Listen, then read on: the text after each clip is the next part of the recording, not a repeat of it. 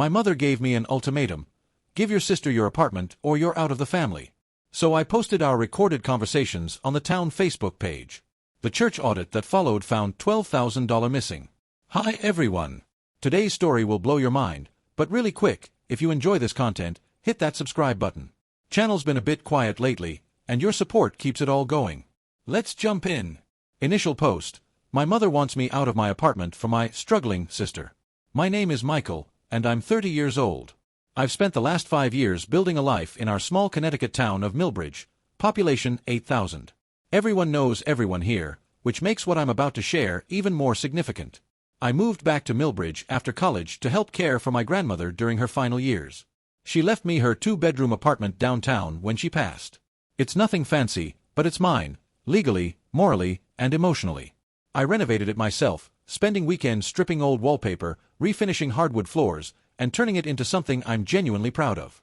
My mother, Patricia, has always been the town's golden citizen.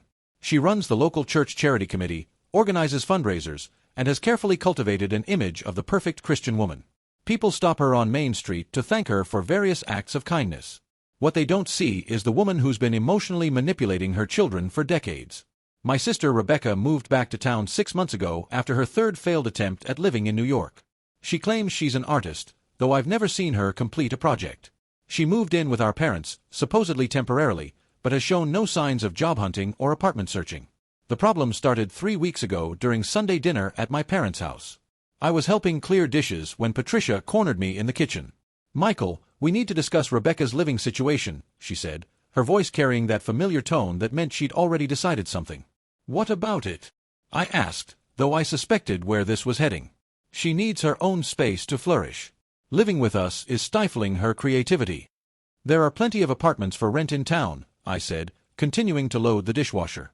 Patricia's expression hardened. "Don't be deliberately obtuse. You know she can't afford market rent. Neither could I when I started working. That's why I lived with 3 roommates. Your sister is different. She's sensitive. She needs nurturing." Patricia moved closer, lowering her voice. "You could stay with us for a while. Just until she gets on her feet." I stopped what I was doing and looked at her directly. "You're asking me to move out of my own home so Rebecca can live there? It's not really yours, is it? Mother left it to you, but she meant for it to help the family. Rebecca is family. It's legally mine, Mom. Grandma specifically left it to me." Patricia's mask slipped for just a moment, and I saw the cold calculation beneath. "After everything I've done for you, this is how you repay me? By being selfish." That night, I made a decision. I ordered a set of small recording devices online. If Patricia was going to escalate this, and I knew she would, I needed protection. The next confrontation came 4 days later. Patricia called and asked me to come over, saying it was urgent. When I arrived, I found what I can only describe as an intervention. Patricia, my father Thomas, who looked uncomfortable, Rebecca, and Patricia's sister Nancy were all seated in the living room.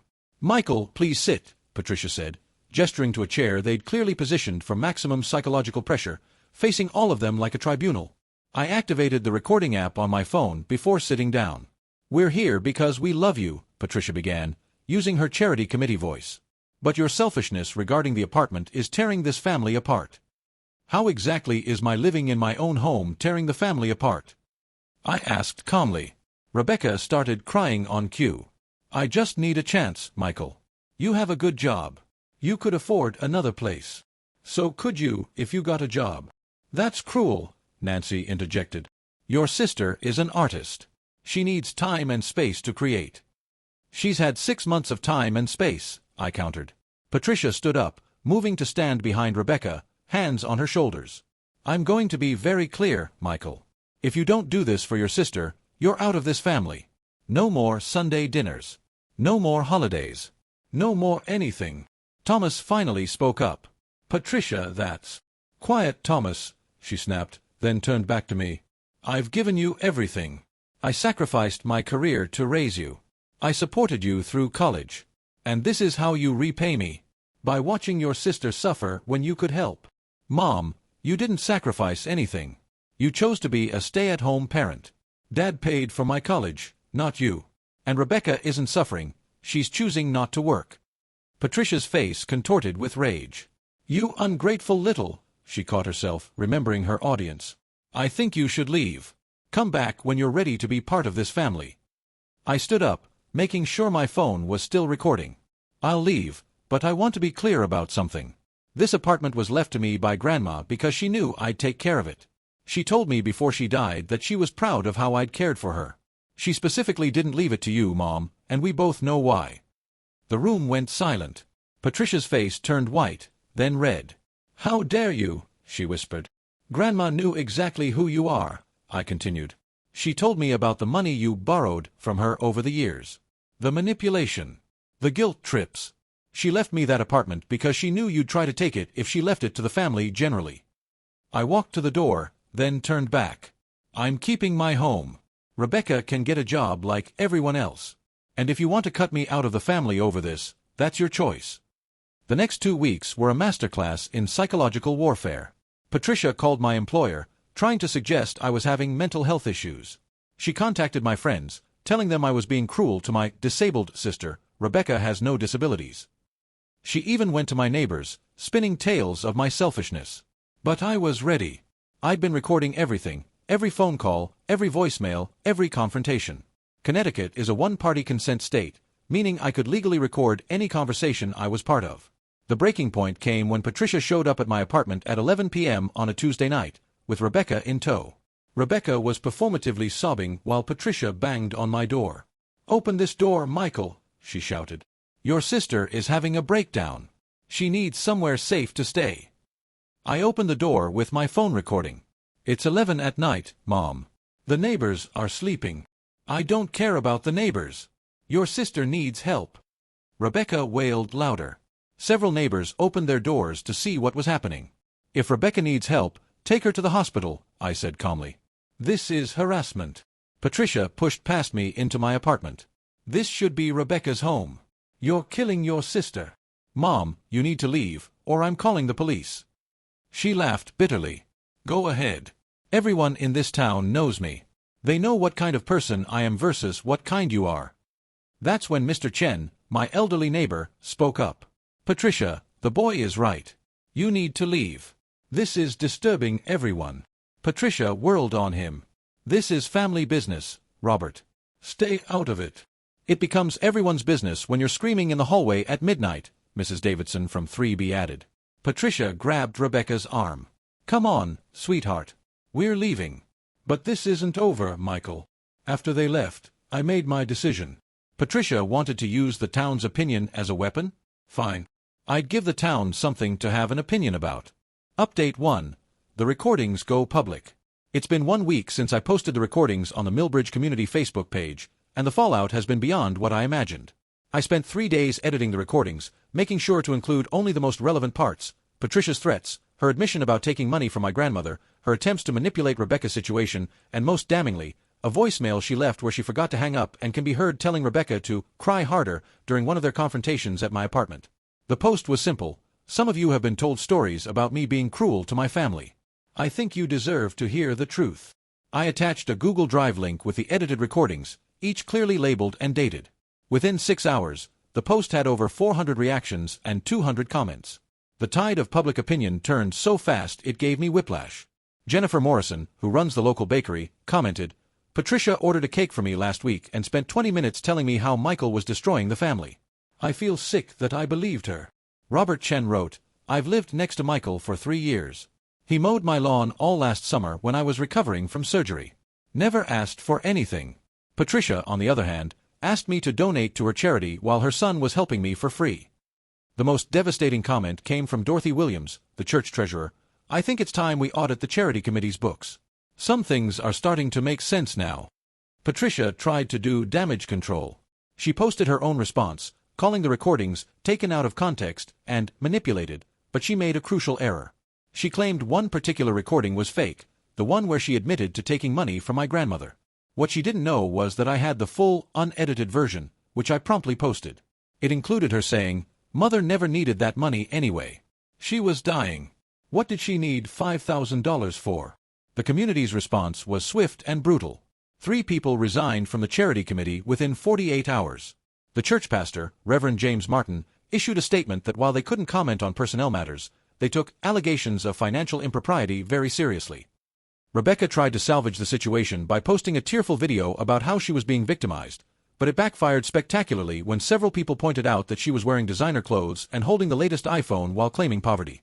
My father, who had been largely silent through all of this, finally reached out.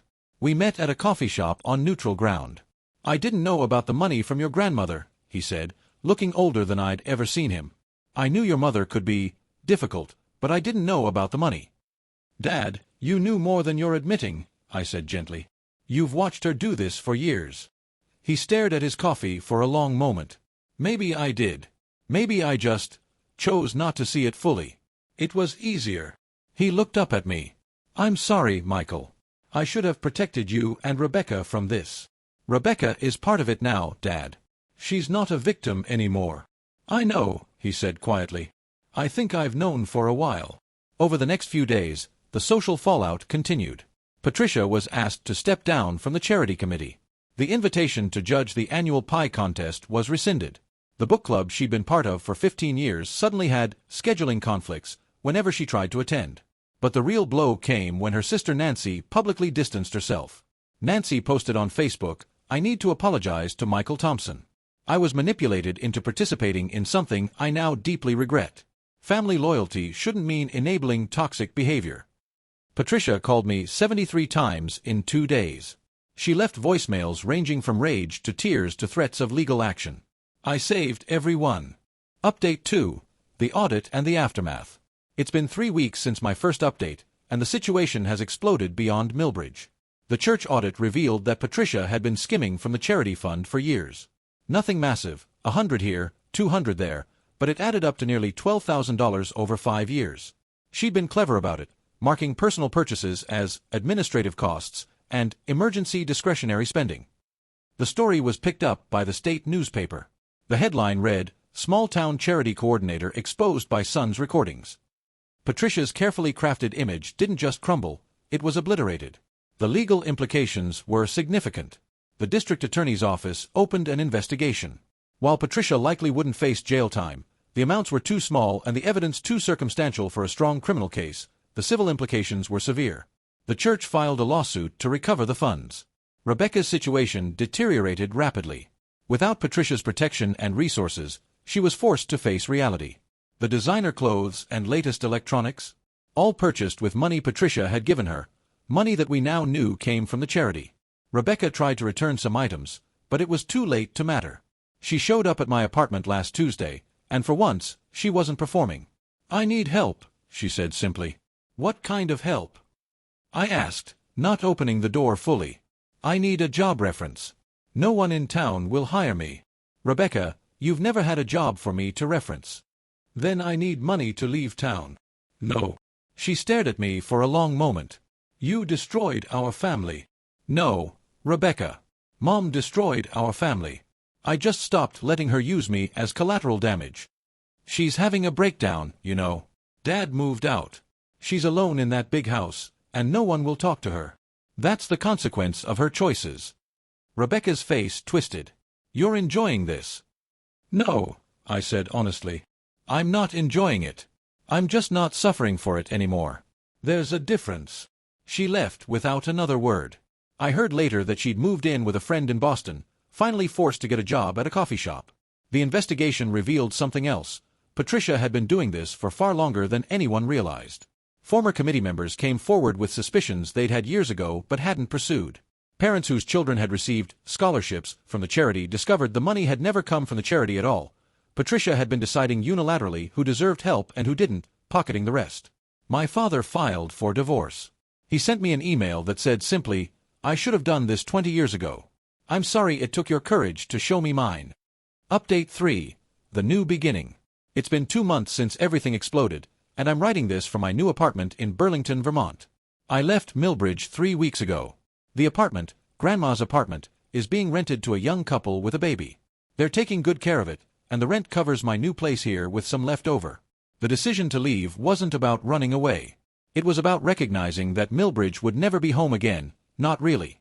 Every street corner held a memory that was now tainted, every familiar face a reminder of the facade we'd all lived with for so long.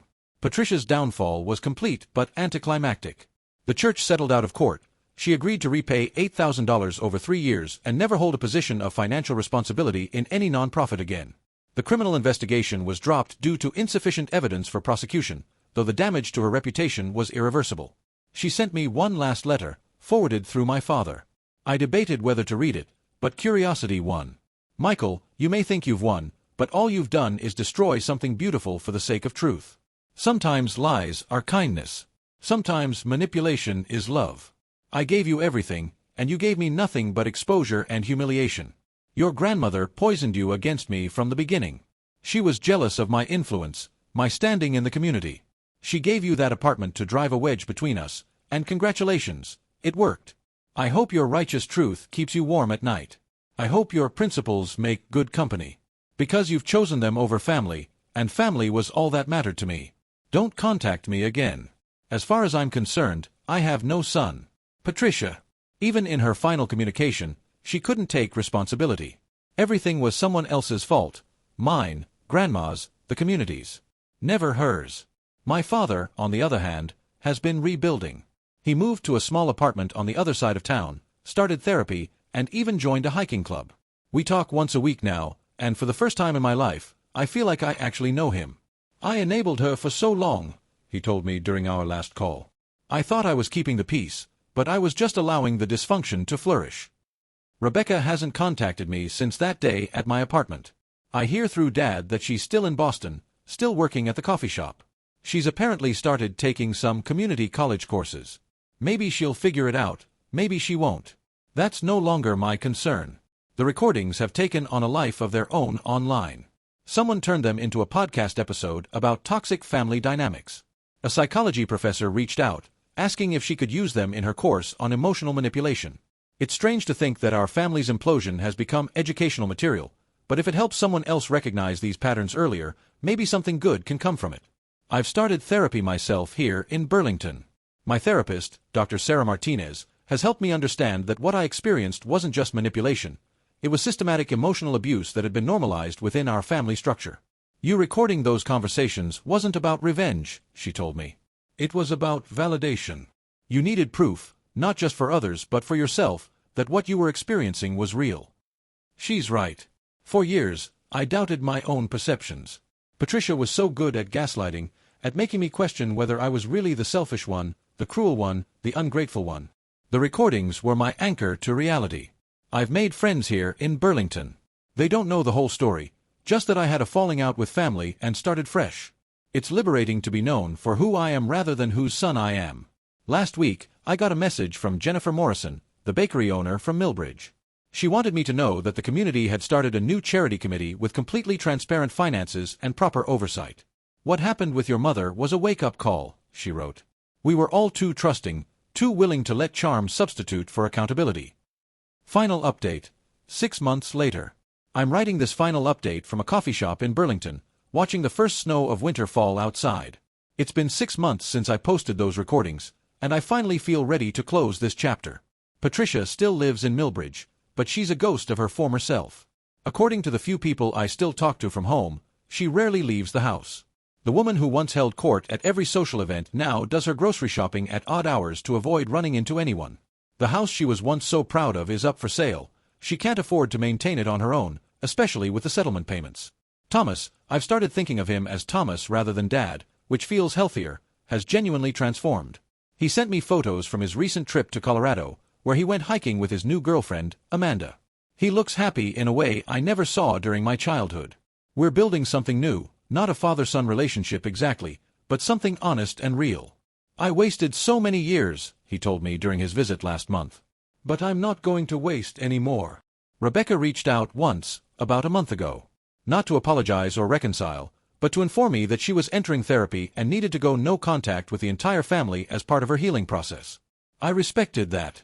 Maybe someday she'll be ready to have an honest conversation, maybe not.